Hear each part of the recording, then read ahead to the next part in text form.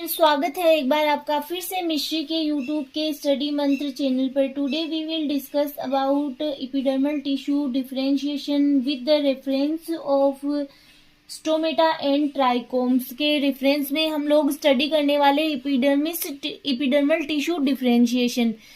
तो सबसे पहले हम लोग इसके बारे में थोड़ा बहुत इंट्रोडक्शन नोट डाउन करते हैं कि the epidermal tissue system is refer to as the dermal tissue system. की जो एपिडर्मल टिश्यू सिस्टम होता है वो एक प्रकार का डर्मल टिश्यू सिस्टम ही होता है। It is the outer most layer of plants. ये प्लांट्स की आउटर मोस्ट लेयर होती है। बट हम लोग किसके रेफरेंस में बात कर रहे हैं कि पूरे एपिडर्मल टिश्यू सिस्टम की बात करें, ना कि ओनली फॉर एपिडर्मिस की बात करें। This system consist of the epidermis, stomata and epidermal outgrowth. तो ये सारे इसी के अंतर्गत आ जाते हैं। इस सिस्टम के अंतर्गत epidermis, stomata and epidermal outgrowth consist होती है। The epidermal tissue system includes several differentiated cell types including the epidermal tissue system, subsidiary cells, guard cells and epidermal hairs, जिन्हें कि ट्राइकोम्स कहा जाता है। वैसे तो आपके सिलेबस में ओनली फॉर ट्राइकोम्स और स्टोमेटा के रेफरेंस में ही एपिडर्मल टिश्यू सिस्टम को आपको स्टडी करना है। फिर अगर हम लोग ओरिजिन की बात करें तो रूट में एपिडर्मल सिस्टम स्पेशल टाइप की सेल से मिलकर बनी होती है, जबकि शूट में डर्मेटोजन व ट्यूनिका की आउटर लेयर से बनती है। फिर है एपिडर्मिस। सबसे पहले हम लोग स्टडी करेंगे epidermis. Epidermis is the outer most layer made up of parenchyma cell. जब हम लोग पढ़ते हैं कि एपिडर्मिस, तो हमें पता है कि एपिडर्मिस होती है वो आउटर मोस्ट लेयर होती है, जो कि नॉर्मली अगर हम लोग बात करें तो सिंगल सेल से ही मिलकर बनी होती है और इनमें इंटरसेलुलर स्पेस होता है वो एब्सेंट होता है। Epidermis is the outer most layer made up of parenchyma cells. It is elongated, compactly arranged cells. Intercellular space is absent, usually single layered, but कई बार टू लेयर में भी हो सकती है। The outermost layer of the root is called epiblema. Root की outer most layer होती है उसे इपिब्लेमा कहा जाता है। और अगर शूट की बाहरी लेयर की बात करें तो उसे कहा जाता है एपिडर्मिस। फिर है epidermal cells. Cells are mostly tubular in shape.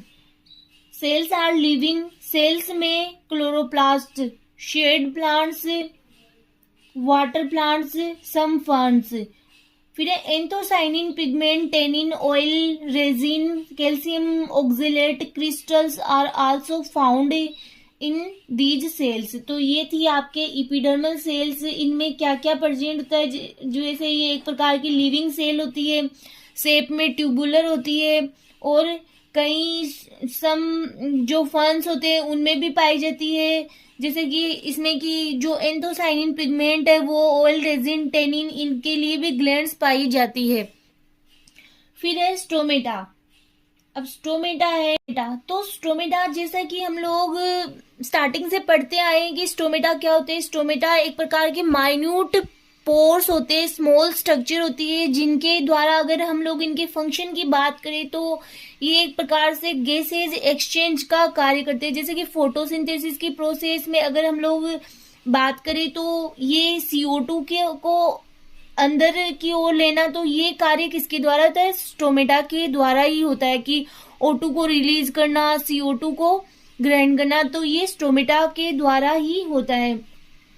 इनके अंतर्गत हम लोग बात करें तो गार्ड सेल्स होती है, सब्सिडरी सेल्स होती है, ये सेल्स प्रेजेंट होती है। Stomata are minute pore with occur in the epidermis in the plants. Each stomata surrounded by two kidney और bean shaped epidermal cells called guard cells. These cells differ from epidermal cells in presence of chloroplast. ये cell जो epidermal cells होती है उनसे थोड़ी सी different होती है। क्यों, किसके कारण डिफरेंट होती है? क्लोरोप्लास्ट की प्रेजेंस के कारण। Guard cells associated with subsidiary cells. ये है आपके जो स्टोमेटा है। कई बार ये ओपन और क्लोज की मैकेनिज्म भी हम लोग स्टडी करते हैं, तो उसमें देखते हैं कि अगर ये क्लोज और ओपन होते हैं तो इनके द्वारा गैसेज एक्सचेंज होते हैं। ये है आपके guard cells.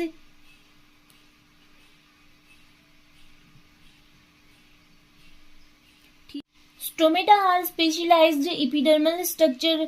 Stomata found in epidermis or leaves, young part of stamen and carpel में ये पाए जाते हैं। Stomata consist of a pair of guard cells. Guard cells are surrounded by subsidiary cells. जो guard cells होती है वो subsidiary cells उसके चारों ओर प्रेजेंट होती है। फिर है epidermal hair, जिन्हें क्या कहा जाता है, ट्राइकोम्स भी कहा जाता है। epidermis से बनने वाली आउटग्रोथ को इपिडर्मल हेयर कहते हैं। These are two types, trichomes and emergency. फिर फर्स्ट आपके trichomes. Trichomes meaning hair. Trichomes on plants are epidermal outgrowth. एक प्रकार की ये इपिडर्मल आउटग्रोथ ही होती है। ट्राइकोम्स आर यूनिसेलुलर और multicellular outgrowth of epidermal cells. एक प्रकार की देखी जाए तो एक प्रकार की आउटर ग्रोथ ही होती है इपिडर्मल सेल्स की। फॉर एग्जाम्पल है हेयर्स है, ग्लैंडुलर हेयर्स है, स्केल्स है and papillae. They may be living और डेड। ये लिविंग भी हो सकती है और मृत भी हो सकती है। Trichomes are present on the leaves, stem, sepals and seeds. They are absent from the roots, hypocotyl, cotyledons, petals, stamen and carpels. कई बार हम लोग जैसे जो क्रीपर्स है उनके ऊपर देखते हैं स्मॉल हेयर टाइप की स्ट्रक्चर प्रेजेंट होती है, उन्हें ही कहा जाता है ट्राइकोम्स। Trichome function. फोलियर ट्राइकोम का क्या फंक्शन होता है, regulate moisture exchange with the atmosphere, covering hairs, plant defence especially against from phytophagous insects.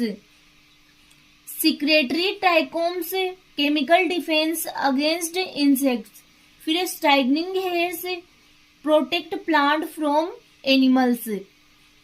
Trichome development. अब हम लोग देखते हैं कि ट्राइकोम का डेवलपमेंट किस प्रकार से होता है। ये आपके इसके डायग्राम के द्वारा इसको यहाँ पे रिप्रेजेंट किया गया है कि ये सबसे पहले प्रोटोडर्म सेल है, जो कि यहाँ पे क्या होता है, डीएनए सिंथेसिस होता है, जिसके द्वारा कि आगे जो एक सेल होती है इनमें से वो ट्राइकोम प्रीकर्सर की तरह से कार्य करती है। फिर सेल एक्सपेंशन मतलब विस्तार होना कोशिका का। तो यहाँ पे देख सकते हो ये सबसे पहले इमेच्योर ट्राइकोम का फॉर्मेशन होता है, फिर आगे जाके ये इस प्रकार से की संरचना में डिफ्रेंशिएट हो जाता है। फिर ये यहाँ पे आप देख सकते हो कि ट्राइकोम है वो मेचुरेशन स्टेज में आ गया। इस प्रकार से ये एक हेयर की फॉर्म में बन जाता है, तो इसी ही कहा जाता है मेच्योर ट्राइकोम। के मोलिकुलर डेवलपमेंट। ट्राइकोम एक स्पेशल टाइप की स्टेज से डेवलप किया जाता है जो TTG/GL1 जीन के कंट्रोल में आते हैं। ये मैकेनिज्म प्लांट हार्मोन जिब्रेलिन द्वारा कंट्रोल होती है। Late during trichome development GTL1 termination को लीड करता है और इंडिपेंडेंट ट्राइकोम की ग्रोथ होती है। आपको यहाँ से नोट डाउन करना है function of epidermal tissue system. तो सबसे पहला फंक्शन है आपके root hair absorb water and also increase the surface area, कि जो रूट हेयर होते हैं वो वाटर को एब्जॉर्ब करते हैं और सरफेस एरिया को भी इंक्रीज करते हैं। नेक्स्ट है आपके epidermal tissue system protect the underlying tissue. जो एपिडर्मल टिश्यू सिस्टम होते हैं वो आधारभूत ऊतकों को प्रोटेक्ट करते हैं। अंडरलाइंग का मीनिंग होता है आधारभूत। Presence of stomata helps in the gases exchange.